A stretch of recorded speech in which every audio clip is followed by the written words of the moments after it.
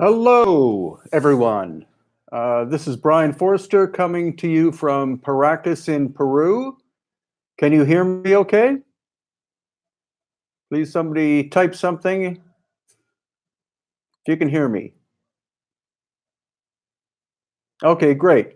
Sound is fine. So I just wanted to give you an update of recent things we've been doing.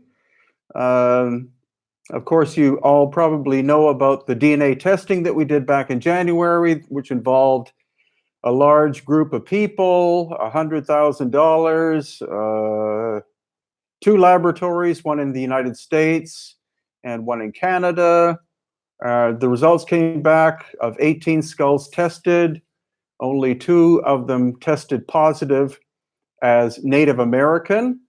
All of the other DNA results appear to be most common to the Black Sea and Crimea area. So we're talking possible migration some 3,000 years ago from the Black Sea and Crimea. The largest elongated skulls in the world are found here on the coast of Peru at Paracas and also in the Black Sea Crimea area. If you want to look that up, just go to um, Google Images or something and just type in Black Sea elongated skulls, and you'll see that the largest elongated skulls are found there and also in Paracas in Peru. And for those of you that have not seen the actual DNA results,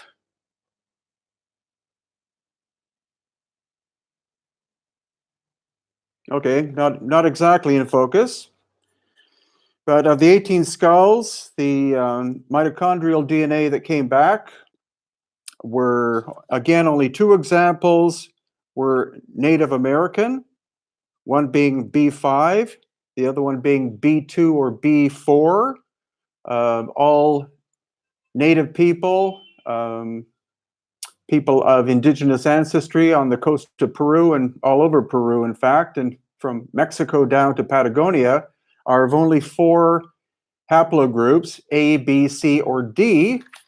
And the results that we got were U2E1, which is present in or was present in the Black Sea and Crimea area 3,000 years ago.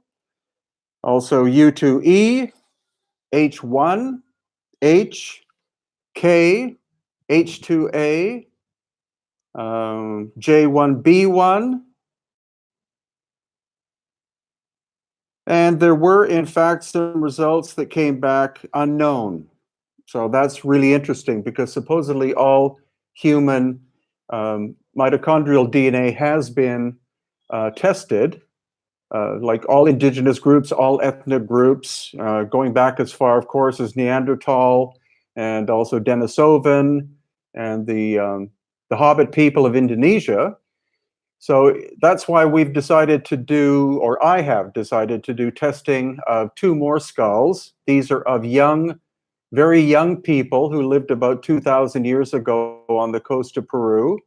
One looks like it was about 4 years old when it died. The other maybe 10 years old when it died. And we did a GoFundMe campaign where we were trying to raise 3,600 US dollars and wound up raising $4,000. So I'll be doing the actual testing either today or tomorrow, and then I'll be sending the labs or the samples to the lab in Canada, and should get the results back in about 4 to 6 weeks. And then after that is completed, then we have a skull very similar to what's called the Star Child skull located in the Paracas Museum. And we're hoping to do another GoFundMe campaign to test that. And then after that, there's a very strange skeleton that died 800 years ago. Its skull is the size of its torso. It's located near Cusco, Peru, in a small private museum. And so we're going to do another GoFundMe campaign and test that one. And so that should be interesting. And that's going to be the process that I'll be doing from now on. I'm not going through, I don't have to go through big institutions. I'm not looking for huge fundraising or anything like that. Just small amounts of money that will cover the actual expense of the testing. So it's just me and the lab involved. Now, of course, there are many questions about elongated skulls that supposedly existed in Egypt, mainly or almost solely during the time of Akhenaten, the so-called Amarna period. And these are stone ones that I got from Egypt. This is probably the most classic looking one. And so we're going back in March, and I'm hoping to be able, or actually April, sorry, going back in April. And hopefully the new Mega Museum will be open on the Giza Plateau. And if they do have new exhibits, hopefully they will have elongated skulls on exhibit, but I'm not sure whether that's going to be the case or not. And this is an exact copy in resin of an elongated skull of Paracas, Peru. And this individual died quite young, probably 8 or 9 years old. People say, why are the skulls so small? And it's because quite often they're children.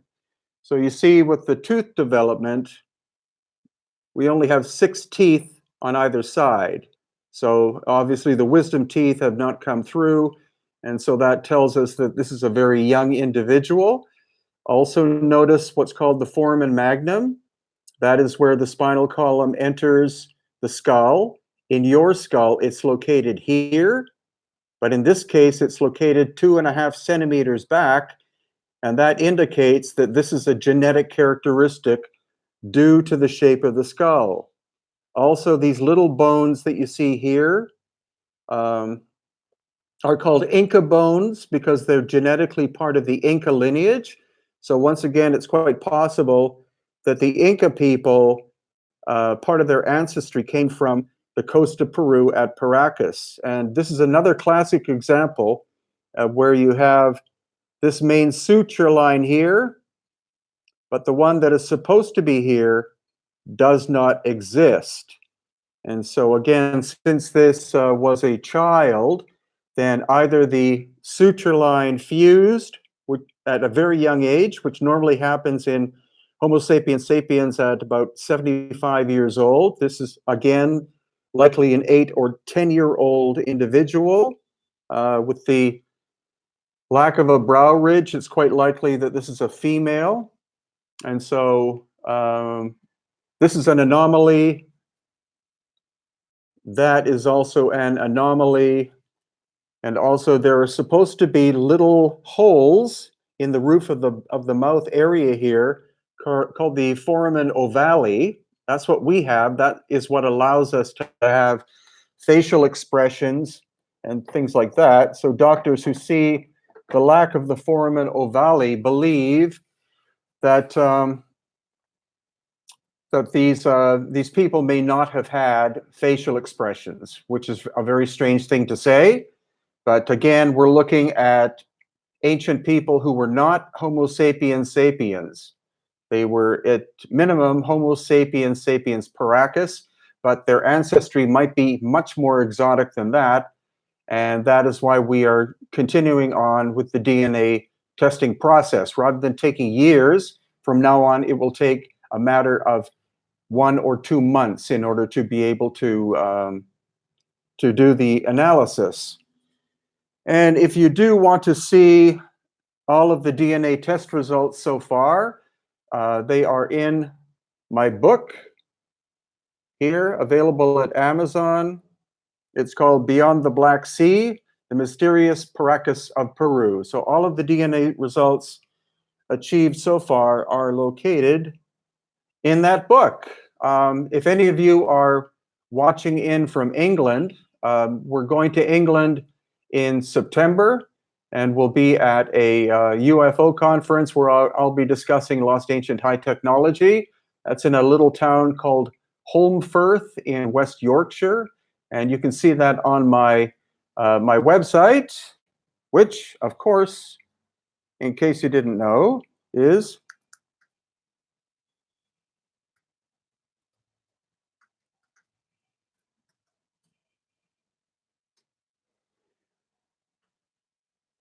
Yes, you do have to buy the book in order to get all of the results because the testing cost $100,000. We didn't get it done for free. And so I'm sorry, that's the way it goes. I've already put out many YouTube videos about the results, but if you want to get the actual raw data, that's where it's located. So do any of you have any questions for me?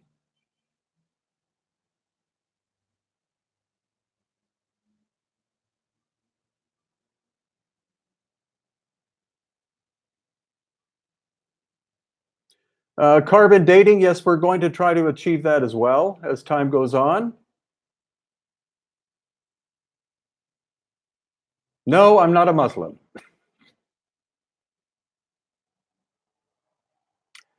No, they weren't all boarded. This is an example of one. It's an example of one that was not cradle headboarded because notice this large ridge on the forehead and notice the fact that the back of the skull is rounded. Cradle headboarding flattens this area and flattens that area.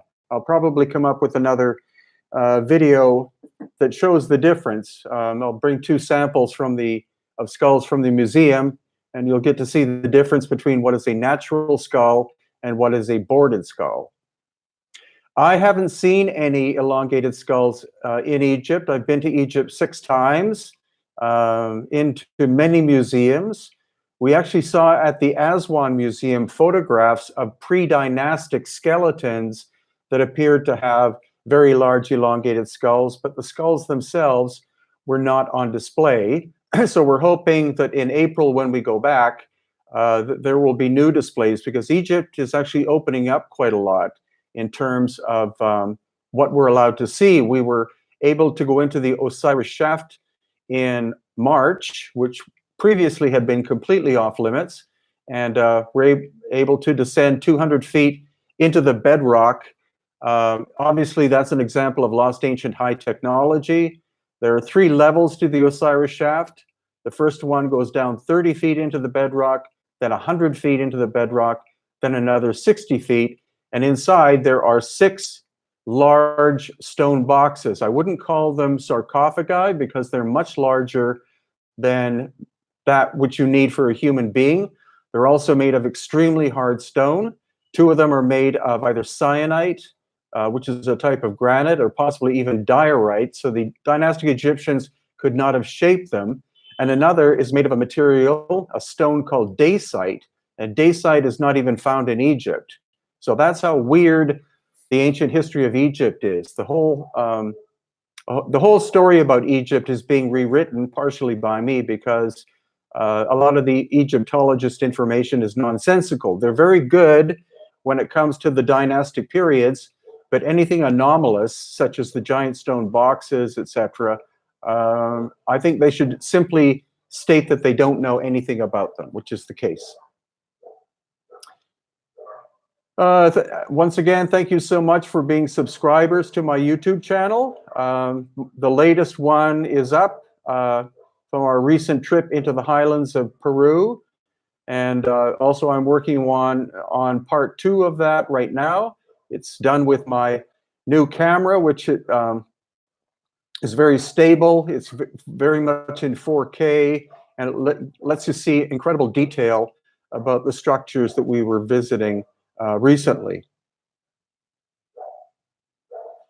When are we going to the Middle East? Well, actually, we're going to Lebanon, and we're going to Baalbek in Lebanon in April, and we're also going to Petra in Jordan in April as well. So you should look on my website. We still have spaces if you want to join those 2 tours. They're right back to back, starting, I think, April 19th. So Hidden Inca Tours, if you look up major tours, then you can join us as we explore in Jordan and also in Lebanon. RH factor, well, yeah, that's something else I'm trying to do. We're trying to get blood samples from textiles of the ancient Paracas and hope to get them tested here in the area of Paracas in a private laboratory. So far, we've not been successful, but that's something definitely that will be part of the testing process of the Paracas ancient elongated skull people.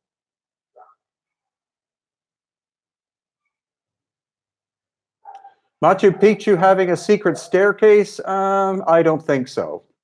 I've explored Machu Picchu 68 times, and unless they're trying to hide the staircase, you hear legends of staircases, but whether or not there's anything like that there, I don't know. But there are tunnel systems underneath the city of Cusco, so I've been in one of them. India, we were planning on going to India this January, but we've had to postpone it until January of 2020. So if you're interested in that, that tour will be up on my website. There's a lot of evidence of lost ancient high technology in India that very few people know about. I'm hoping to go back to Brazil again relatively soon. I just need an invite to go to a conference there. I think likely within the next year, I'll be back from my 4th trip to Brazil. Wonderful country, wonderful people. And Orkney in Scotland. Well, I'd like to go. Some of my ancestors are from Orkney. As I said, we're going to England next month, and we're going to have a private tour of Stonehenge where I'll be able to film in 4K, maybe even fly one of the quadcopters. So that would be good. Okay, for the England tour, how can I do this? For the England tour, look up www.ufotruthmagazine.co.uk. Oh, you live in Orkney. Well, love to go. No, I haven't been to Göbekli Tepe yet. We're going to go in September of 2019. We're going to be exploring all of Turkey in September 2019. The link to that tour is up on my website, hiddenincatours.com. Yes, Ziggy Dan, there's incredible erosion at Tucumay, which is in the north of Peru. There are lots of pyramidal structures at Tucumay, and the erosion is extreme. The interesting thing is that the people who used to live there were called the Moche, but it's possible they were called the Muche, and another group of people who lived there were also called the Chi Mu. Hi, Barack Obama. Yeah, definitely. Sonic technology, I think, was what did all of the shaping of the stone in the highlands of Peru. It seems quite obvious. It wasn't lasers. It was some kind of vibrational technology, which presently we don't have. The cutting techniques in Egypt were done with saws and drills, which because we can see the saw and drill marks, but the stuff in Peru in general, you don't see saw marks whatsoever. So, or you don't see tool marks more or less whatsoever. So that seems to be very advanced sonic or ultrasound technology, something that physicists are just playing around with now here. So we're looking at lost ancient high technology, whether that came from some sort of Atlantean civilization, or if you want to entertain the idea of aliens, both are possible, but it's definitely not work done by the Inca.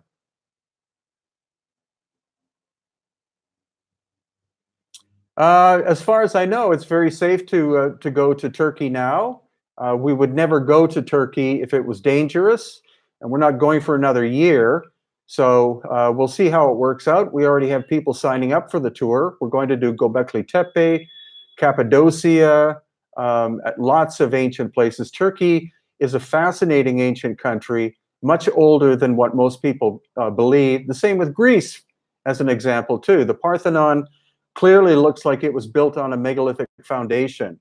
And the west coast of Italy as well is much older than the so-called Phoenician culture. So there are many places to visit still on the planet that show signs of lost ancient high technology.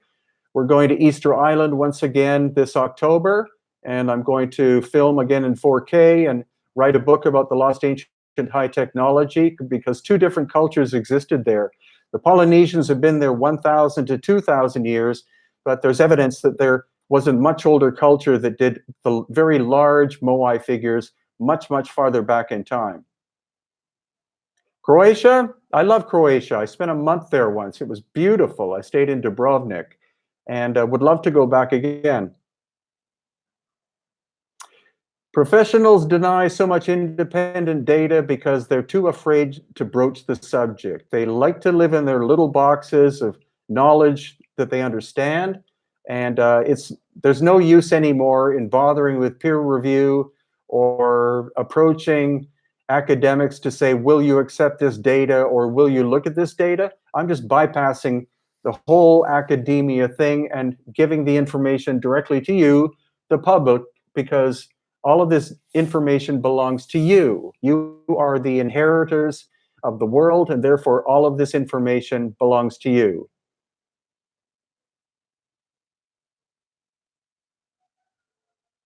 Elongated skulls in Lima, go to the Archaeology and Anthropology Museum, also the Museum of San Marcos University. In San Marcos University, there's a complete mummified torso of a Paracas with an extremely elongated skull. I'm going to have to figure out at some point how to add pictures onto my live broadcast for you, but there are at least two good museums where you can see great examples of elongated skulls. There's also the Machu Picchu Museum in Cusco and also the Inca Museum in Cusco. Yes, I'm going to Avebury. I've been to Avebury, and I'm going back to Avebury in September with Maria Wheatley. She's arranged also, as I said, for us to have private access to Stonehenge, which takes a lot of paperwork, I guess. It's not open to the general public, but she arranged that for my wife and I a couple of months ago. Oh, screen share. Okay, I'll figure out how to do that at some point. I can't do it right now.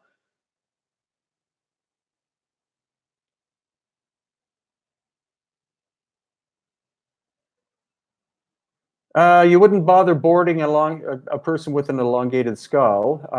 That's what happened afterwards. As the elongated skull people began to breed with normal humans, then the shapes of the skulls over the generations began to approach the look of a normal person. That's why they started binding the skulls, most likely 2,000, maybe 2,200 years ago.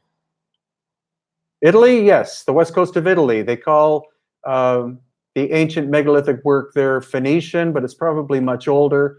The reason why they use the term Phoenician is because they can't properly explain who made them. Just like they say the Inca did the megalithic work in the highlands of Peru and the dynastic Egyptians built the Great Pyramids. It's an easy way for them to get out of a very difficult series of questions. Did the elongated skulls die out? Well, I do have a photograph of a banker who lives in Spain who is of Basque ancestry.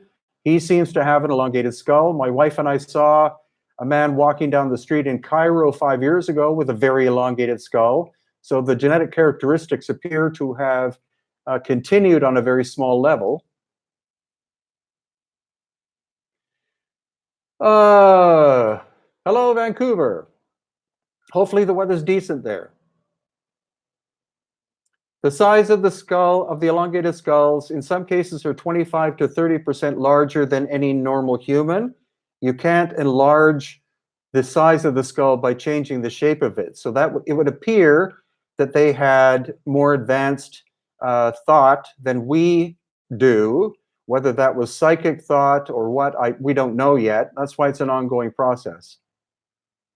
Yes, Jacob Rothschild appears to have an elongated skull. That's quite interesting.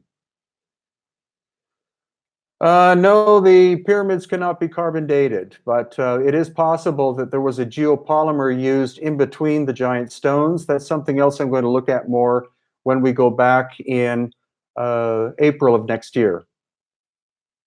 Coming to Ireland, I would love to. Part of my ancestry comes from Ireland, so I'd very much like to visit in the coming years. I want to go to Newgrange.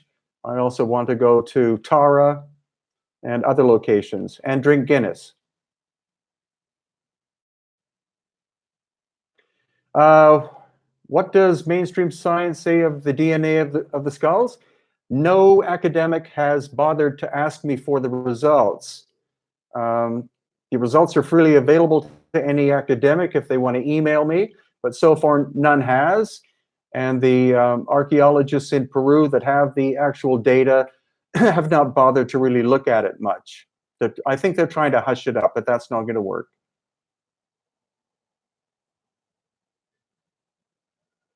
Megalithic evidence south of Egypt? I don't think so. There are pyramids in Sudan, but they seem to be very inferior to the Great Pyramid and some of the other structures around the Giza Plateau.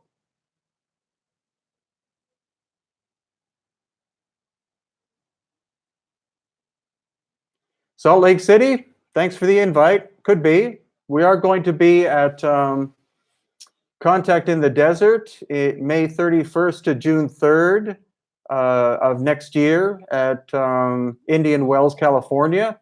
Probably be about 5,000 people there. Also, Eric von Daniken will be there, probably Robert Schoch, and other famous people that you will have heard about.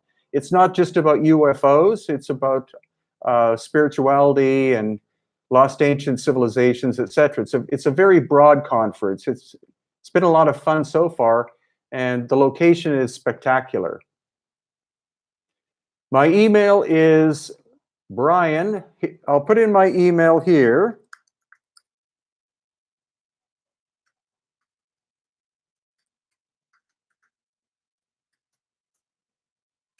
Okay, there's my email if you want to contact me about anything. This is not a real skull. This is an exact casting of an elongated Paracas 10-year-old. So the original is in the Paracas Museum in Paracas, Peru. And this is a copy that was made in Texas by Joe Taylor. The detail is phenomenal. Stephen Greer, I'm not sure. I think he was there 2 years ago, but whether he'll be there next year, I don't know.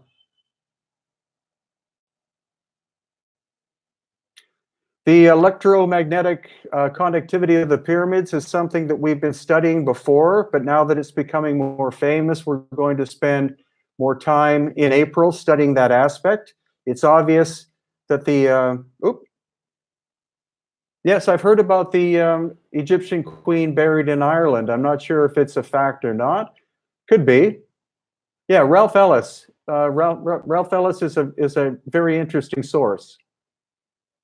Homo capensis, well, that was, I can't remember the name of the lady. She worked for the World Bank, and she came up with this idea that the elite of modern times are these Homo capensis people. I don't know if that's factually true or not. The Paracas, that's not who the Paracas were, because the Paracas died out 2,000 years ago.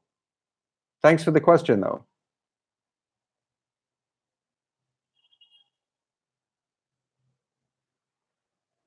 Denmark, I was in Denmark about 3 years ago at a conference. It's called Open Mind Conference. If you know the organizers, and if they want to invite me back, I'd love to. We had a great time in Denmark.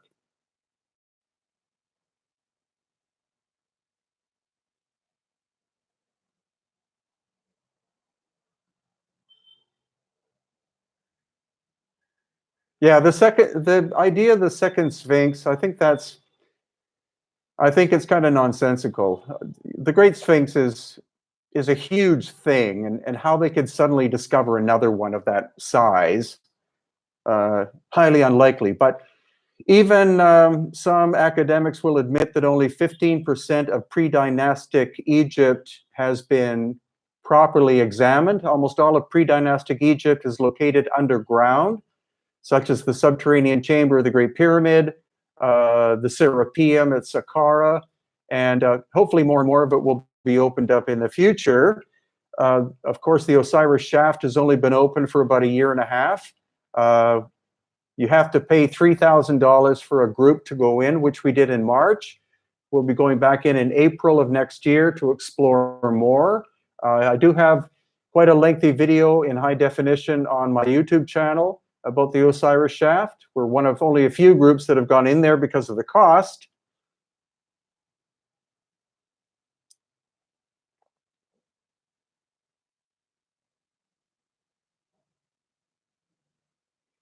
Yeah, the eye sockets of the original Paracas are much larger than, or quite a bit larger than normal, as much as 50% larger. So that means their whole vision would have been probably superior to us. And that's another characteristic that we're going to try to explore more. It's the subtleties, also examining the skeletons more in the future as they become available will be important. But for me, this is an ongoing thing. It's not like we simply did one set of DNA studies and that was it. It's an ongoing process, and that's why I live in Paracas, Peru, so that I can explore this ancient culture on a frequent basis.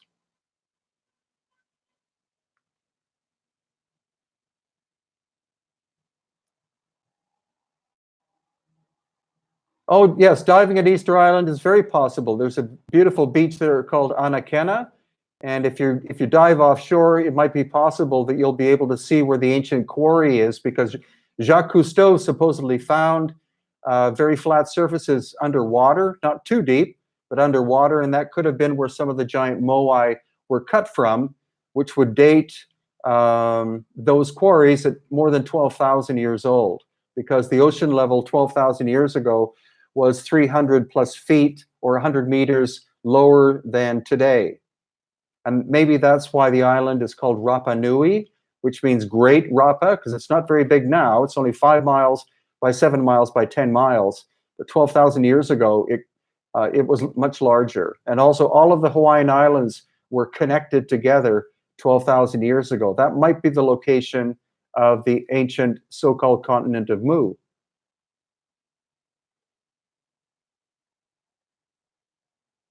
Yeah, I'll be trying to do as much work in the future with the drones.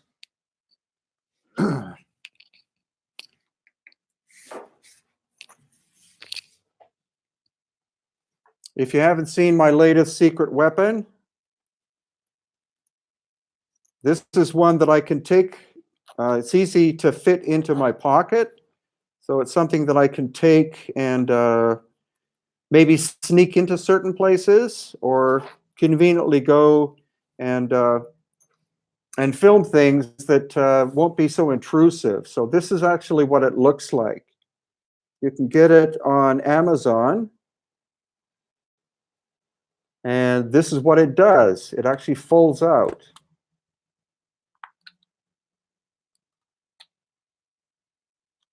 Like that.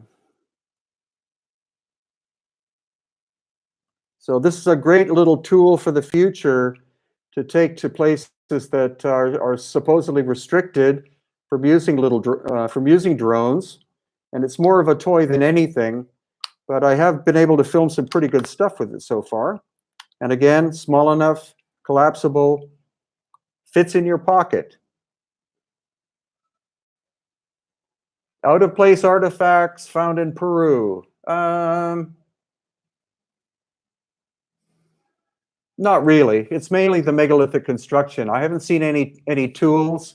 There's a lot more in Egypt, in the Cairo Museum, that have been misidentified. Don't forget, there's that thing called the schist disc that looks like an impeller of some kind. And they have in their collection, not on display, 30,000 to 40,000 turned bowls and plates made out of very hard stone that would have had to have been made on a lathe.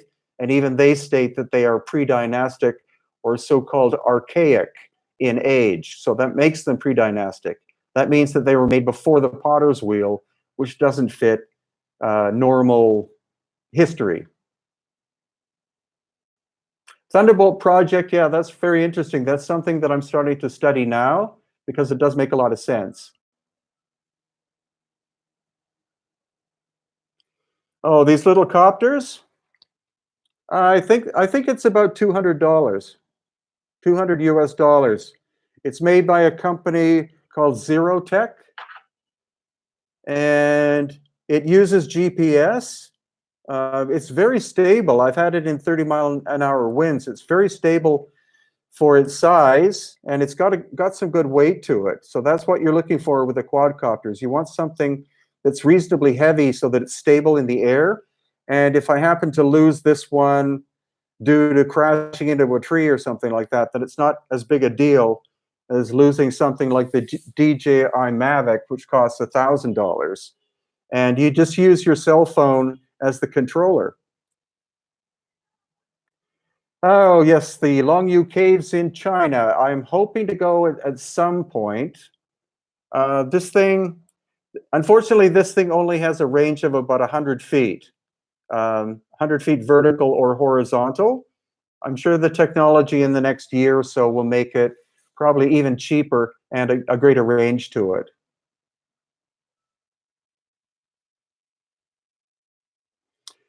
The Sphinx, no, I don't think the Sphinx is Anubis because it looks much more like looks much more like a lion than it does a dog. If you look at the just the basic shape of it, obviously the face has been recarved at least once because it's smaller than it should be, and also the face is very fresh looking compared to the surface of the neck and the back. The repair on the front paws has been extensive over a long period of time. It's been reworked over and over again. It's quite possible that that Khufu even did the first repair work, but due to the incredible vertical erosion, the Sphinx is at least 10,000 years old, and that's been backed up by more than 200 geologists. The Sphinx is not contemporary with dynastic culture whatsoever. And there is a tunnel system underneath the Sphinx because there is a hatch at the back of the rump. If you ever go there, you'll see there's a grate as in a wooden frame with metal mesh at the back, and it happened to have fallen out the day we were there in March, and I was able to look inside, and there's a metal ladder that goes down. So the Sphinx maybe is hollow, or if nothing else, it does have a shaft and tunnel system. Elongated skulls and red hair, very good point. Almost every elongated skull I've seen in Paracas that still has scalp does have red hair, and that hair is natural. It's not the result of bleaching or dyeing or age. The hair's been inspected by 2 world-class hair experts, and the hair is red.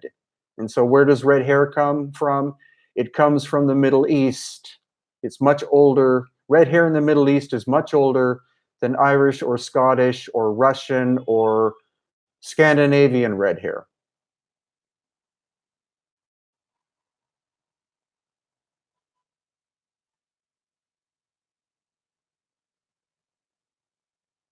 Yeah, well, we're going to be trying to look for the Rh factor in upcoming blood testing that we're going to do. Can't do it at this time, but that's one of my priorities, is to find bits of textile which still has tissue or blood on it, and then that way we can test the blood. Also, the blood types are interesting. The Paracas are supposed to have had only blood type O, but they in fact have high percentages of blood type A, blood type AB, and blood type B. So that also indicates that they weren't 100% from the coast of Peru or even Native American. Again, that shows that they migrated from somewhere else. The Black Sea, Crimea area seems to be the origin point. Megalithic sites in Iran, that I don't know yet. I'd like to go at some point. We're planning on maybe 2020 we'll go to Iran, but that's if their economy hasn't collapsed by then. But Iran's a very ancient, fascinating place. Persia. Where do I call home? Home is Paracas in Peru. I live in Peru. I don't visit Peru. I live here so that I can study the ancient cultures that exist here and in Bolivia as well. Oh, the pyramids in Ecuador? At some point, yeah. My wife and I still have not been to Ecuador or Colombia, and so we're planning on doing that maybe next year. Next year's already filling up pretty fast. This year's full.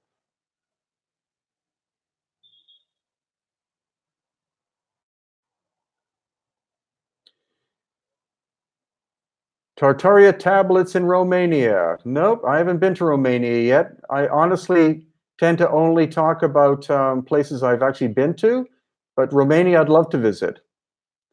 Am I going to visit the Bosnian pyramids? I've been invited by Dr. Sam to visit the Bosnian pyramids, and that will be when we do a tour of Europe at some point in time. Maybe when we go to Greece in 2020, since Europe actually is reasonably small. Eastern Europe is very fascinating, and so I would, yeah, I will visit. I have to visit them at some point because I honestly don't think you can have much of an opinion of something unless you've actually been there.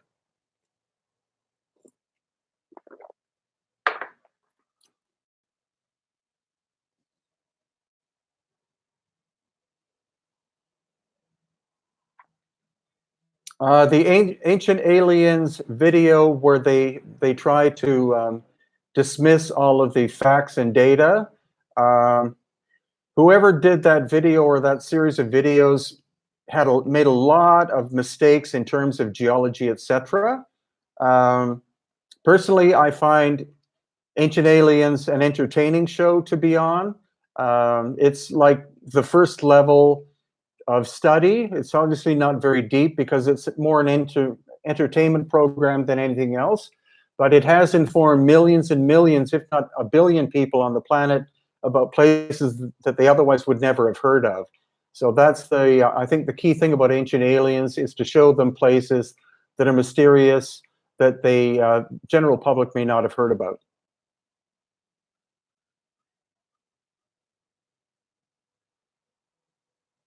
No, the Paracas people died out 2,000 years ago. There were no descendants. The Nazca people who came afterwards were a completely different people. The Nazca, in fact, likely wiped out the Royal Paracas elongated skulls because the elongated skulls disappear during the Nazca period. So Paracas was likely 800 BC to 100 AD, and then Nazca was 100 AD to 600 AD. And then they defoliated their entire environment and had to abandon the location, go into the highlands of Peru, and they were later replaced by the Wari culture, then the Chincha culture, then the Inca culture, then the Spanish invasion. The pyramids in Antarctica. Well, Antarctica is becoming very fascinating because there are so many scientific groups down there now, way more than what you need to study penguins or climate change or whatever. I think it's quite possible that 12,000 years ago, our planet was perfectly vertical. And then due to a cataclysm, it's shifted by 23.5 degrees. That's why we have the wobble and the altered axis. And so it could very well be that there was a landmass, if you want to call it Atlantis, you could, I guess. But I think that part of Antarctica was temperate 12,000 years ago. And so I think what's being studied there now are quite possibly the remains of an ancient civilization, maybe high-tech civilization that governments and other people are trying to keep quiet.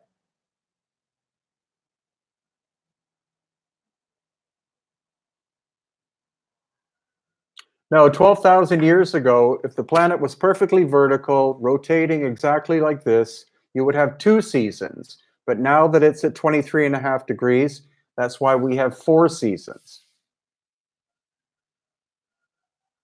Parts of Antarctica were quite possibly temperate. If you look at what's called the Piri-Reis map, you'll see that Antarctica was mapped a long, long time ago. And it's actually 2 separate land masses. That wasn't discovered in modern times until, I think, the 1950s. So somebody was mapping the planet a long time ago. The Piri-Reis map, I think, is from the 16th century AD and could be based on much, much older maps. The oldest maps may have been in the Library of Alexandria, which, of course, is no longer with us, thanks to ethnic people who didn't like what was in there. Lack of megalithic structures in North America because North America was buried under a sheet of ice up to a mile thick up until 12,000 years ago. Peru and Bolivia were not affected at that time. They were ice-free, just like also Egypt was ice-free. Probably Lebanon was ice-free, Jordan was ice-free, and Turkey was probably ice-free. That's why we find um, the megalithic structures in areas that have been ice-free for a long period of time. The only megalithic structures I know of in New Zealand are the so-called Kaimanawa Wall, which we visited about 2 or 3 years ago. Hard to tell if it's natural or human-made because of the erosion, but it's quite a strange place. It's on the North Island near Lake Taupo, or Taupo.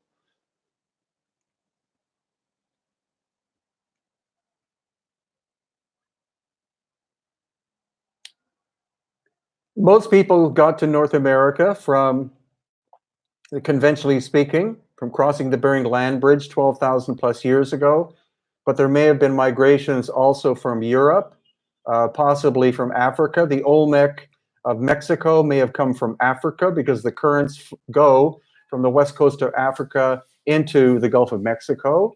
The Paracas are indicating migration from quite possibly the Middle East and or the Black Sea and Crimea area.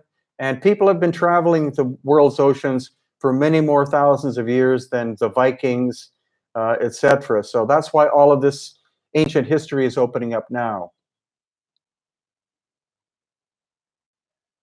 I don't know if there is a tunnel behind the Sphinx's ear. I looked really closely last time, and it looks like a shadow in photos, but if you go up close to it, it doesn't look like there's a tunnel. There was an opening supposedly in the top of the head that's been filled with concrete, and underneath the paws, there is a chamber that has already been found, but has been opened up and then closed again and hidden.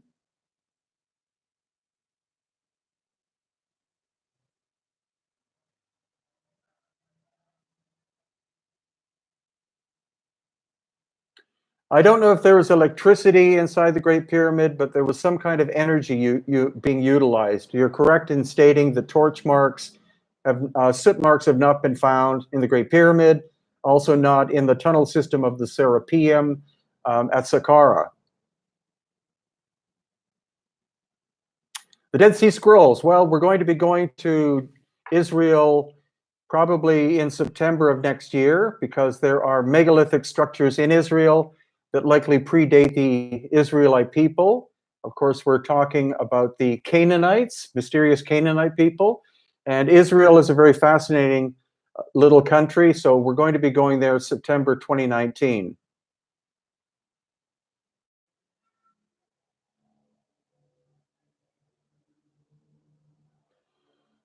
Okay, thank you very much for watching me. I very much enjoy doing these live shows for you. The reason why I can do it at this time is that we're presently not on tour. I'll be doing a lot more live on location stuff upcoming. I'll be trying to do live from Stonehenge next month and Avebury next month, and from the UFO conference I'm going to. And of course, in the highlands of Peru in October, I'll do lots of live stuff. And in Egypt in April, and Lebanon and Jordan, and also Mexico. We're going to Mexico in February. There are megalithic sites that are much older than the known civilizations like the Olmec and Aztec and Maya in Mexico. So thank you from all over the world. Thank you so much for being a subscriber to my YouTube channel. And if you know of some friends who would like to be subscribers, please tell them to subscribe to my channel. Oops. Where was Atlantis exactly located? My thoughts are that Atlantis was either in, let's see, I think there could have been Atlantean colonies in the Caribbean area, but also it's possible that Atlantis was part of Antarctica, and that 12,000 years ago, part of Antarctica was temperate because instead of being at the bottom of the planet, it was shifted up this way. So this area here may have been what we call Atlantis, and that's why there's so much scientific investigation going there now. There are theories about Atlantis in Bolivia. I've been to that site. No sign of lost ancient high technology or anything like that. So I don't think so. Okay, thank you so very much for joining, and I'll try to do this again relatively soon.